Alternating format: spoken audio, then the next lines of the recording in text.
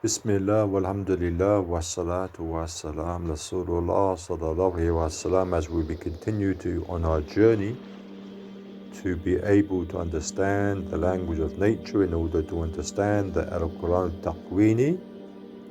Insha'Allah, we also need to understand how to think and obviously see through the right brain hemisphere, seeing things in terms of relationships, patterns and contexts.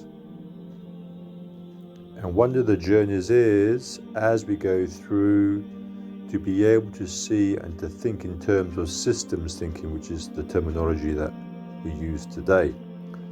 But systems thinking has been there since time began, and to understand the Quran, to penetrate the Quran, particularly in tafakkur and tadabbur, we need a systems thinking approach.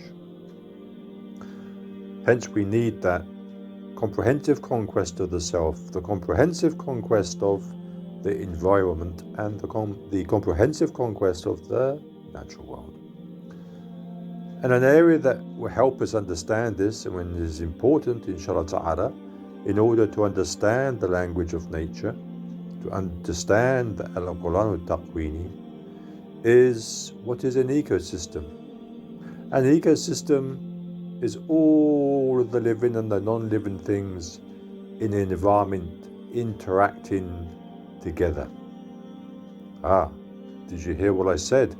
An ecosystem is all the living and non-living things according to science. But we have to turn, we can use science, alhamdulillah, which is the study of signs, but we have to turn to the Quran. And Allah subhanahu wa ta'ala is clear that everything He has created, even dust, sand, dirt, wind, has consciousness. Okay? Every aspect of creation has consciousness, which is hard for the Western worldview and science to understand. So let's redress that. An ecosystem is all the living things which has a consciousness in an environment, interacting together. SubhanAllah, now it's making sense. Interacting through the principles of nature, which we also need to learn. This means animals, plants, fungi, bacteria, and everything microscopic and creation that we have no understanding of, that's around us, within us, all interacting with all of Allah subhanahu wa ta'ala's living elements. Not as in not living elements, but living elements of the complete system. And we have to understand system. What does system mean? So an ecosystem can be big. It can be like a forest, or it can be small, like a decaying log, or maybe a pile of stones. But even the stones has levels of consciousness, and we have to understand that from the Islamic perspective, although science would push back and say categorically no. But Allah subhanahu wa ta'ala says, Sanurihim, I will continue to show them the signs in the horizons and the signs within themselves. And so inshallah ta'ala, as science progresses, inshallah ta'ala, one day they will understand, yes, the stone also has consciousness. So in an ecosystem, living things have different roles to play. The roles of living organisms in an ecosystem are sometimes broken down into groups: producers, consumers, decomposers, and we can look at that. But that then could take us down the direction of left brain hemisphere and looking at parts, which is okay, as long as we look at the parts, we study the parts, but making sure that we put the parts back into the whole system in order to understand. But if we go into the parts, then we go back into systems thinking as well. We could look at the producers and go deep into the producers, the many producers, but they also have their own systems. Those also have their own communities as well.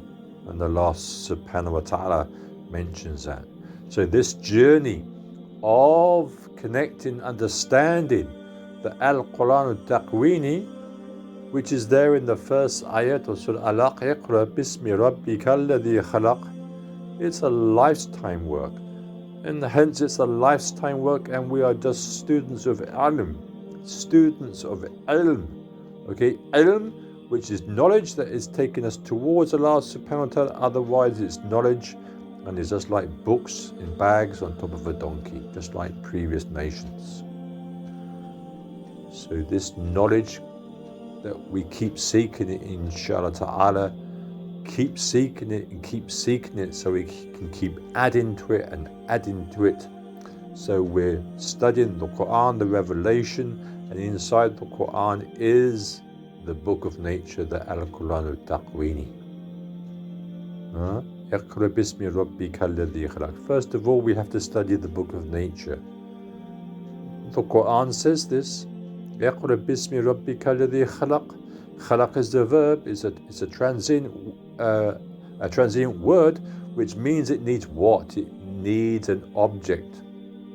The object isn't mentioned. And of course, we know in that ayat, it's the Rabb bismi Rabb, who has created what? Created all of what you can see and what you cannot see. Far, subhanallah, beyond comprehension.